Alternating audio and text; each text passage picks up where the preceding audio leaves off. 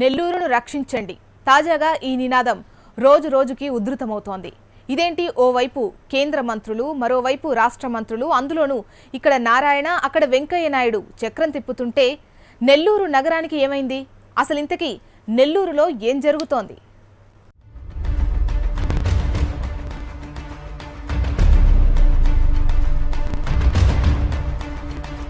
ఒకవైపు పెన్నా నది, మరోవైపు శివుడి నెత్తిన గంగను తలపిస్తున్నట్టు నెల్లూరు స్వర్ణాల చెరువు, దానికి ఎగువన సమ్మర్ స్టోరేజ్, నగరాన్ని రెండుగా చేస్తూ ప్రవహించే సర్వేపల్లి కాలువ, తూర్పు దిక్కుగా సాగే జాఫర్ సాహెబ్ కాలువ, మధ్యన దాదాపు 16 పైపు లైన్లు, 600కు పైగా ఓవర్ హెడ్ ట్యాంకులు.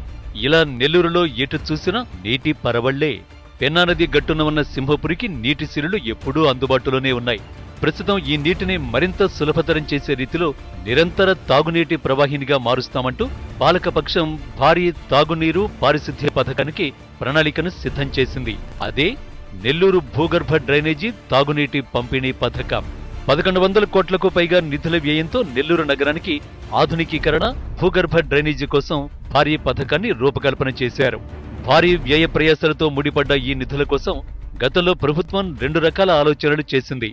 అందులో ఒకటి జైకా, రెండోది హడ్కో.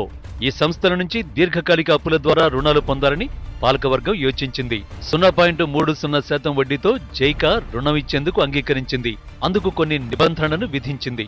తాము ఇచ్చే రుణాన్ని తమ యంత్రాంగం ద్వారా పాలకపక్షంతో కలిసి డిజైన్ చేస్తామన్నది ఆ సంస్థ పెట్టిన మెలిక. దీంతో పాలకపక్షం జైకాకు రామ్ చెప్పేసింది, హడ్కోకు జై కొట్టింది.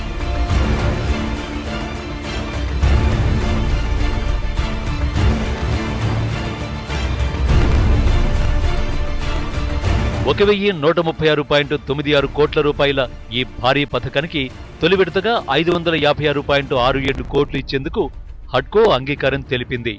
ఇచ్చే అప్పుపై 10.25% వడ్డీ విధించింది. ఇప్పుడు సేవ్ నెల్లూరు నినాదానికి తెరలేపింది. 100 కోట్ల అప్పుపై భారీ వడ్డీతో రుణాన్ని పొందడం, అందులోనూ ఉన్న నీటి వనరులను విస్మరించి కొత్త పథకాలకు రూపకల్పన చేశారంటూ విపక్షాలు ఆందోళనకు శ్రీకారం చుట్టారు. దీని వెనుక కేంద్ర మంత్రి వెంకయ్య నాయుడు ఉన్నారంటూ విమర్శలు ఎక్కుపెట్టారు. అంతేకాదు ప్రధాని ఆఫీస్కు సైతం ఫిర్యాదు చేశారు.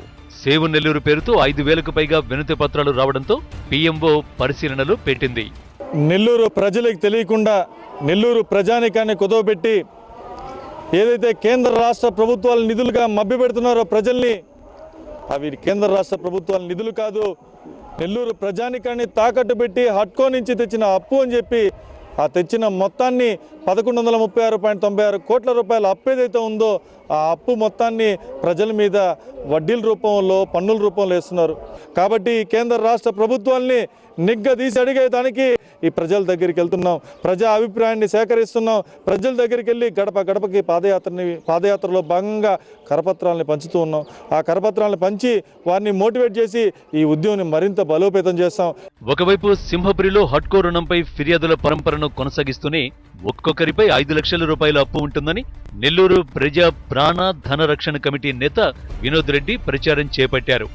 ఇదే సమయంలో హడ్కో రుణంతో భూగర్భ డ్రైనేజీ పథకాన్ని మెగా ఇంజనీరింగ్ కంపెనీ, ఆర్వీఆర్ గ్రూపులు కాంట్రాక్టు దక్కించుకున్నాయి. ప్రస్తుతం ఉన్న పథకాలన్నింటినీ పక్కన పెట్టి హడ్కో ద్వారా సంగం బ్యారేజీ నుంచి నేరుగా నెల్లూరు నగరానికి పైప్ లైన్ ఏర్పాటు చేసి నగరానికి తాగునీటిని అందించే పథకం రూపకల్పన చేస్తున్నారు. 2018 మే 1 నాటికి ఈ పథకాన్ని నగర ప్రజల ముందు ఉంచుతామని మెగా ఇంజనీరింగ్ కంపెనీ ప్రభుత్వంతో ఒప్పందం కుదుర్చుకుంది. ఈ పథకం ద్వారా నెల్లూరులో ప్రస్తుతం ఉన్న 37 వాటర్ ట్యాంకులే కాక మరో 32 కొత్త ట్యాంకులను నిర్మించనున్నారు. ప్రస్తుతం అధికారికంగా 36,000 తాగునీటి కనెక్షన్లు ఉన్నాయి. పథకం పూర్తయిన వెంటనే వీటన్నింటినీ తొలగించి 70,000 కనెక్షన్లు అందుబాటులోకి తెస్తారు. అన్నింటికీ నీటి మీటర్లను బిగిస్తారు. విద్యుత్ బిల్లుల తరహాలోనే నెలసరి నీటి బిల్లులు చెల్లించాల్సి ఉంటుంది. ఇదే నగరవాసులకు మింగుడు పడడం లేదు. నెల్లూరు నగర ప్రజల భవిష్యత్తు తరాలకు ఉపయోగపడే భారీ ప్రాజెక్టు ఆర్థిక భారం కాకూడదని అభిప్రాయపడుతున్నారు. భూగర్భ డ్రైనేజీ కోసం వెచ్చించే నిధులను జైకా ద్వారా 0.3%తో అప్పు తెచ్చుకుంటే రుణభారం తగ్గుతుందన్న వాదన సర్వత్రా వినిపిస్తోంది.